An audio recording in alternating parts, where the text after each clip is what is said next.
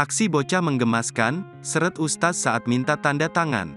Viral seorang anak laki-laki lucu yang berani menyeret Ustaz untuk menandatangani buku Ramadan miliknya. Momen itu diunggah langsung oleh sang kakak di akun TikToknya. Tampak dalam video terlihat, bocil laki-laki itu sengaja baris di bagian belakang di antrean bapak-bapak yang mau salam dengan Ustaz. Setelah antrean jemaah habis, dia pun langsung menarik tangan Ustaz untuk duduk ke arah belakang masjid. Usut punya usut, Ustaz tersebut ternyata adalah ayahnya sendiri.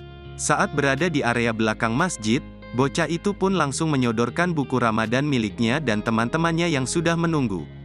Dia juga ikut menunjukkan bagian mana yang harus ditanda tangani sang ayah. Drama minta tanda tangan cek, keterangan dalam video, Sabtu, tanggal 25 Maret tahun 2023. Video bocil yang menyeret Ustaz demi isi buku Ramadan ini pun sontak mencuri perhatian warganet. Banyak yang merasa terhibur dengan aksi bocil tersebut.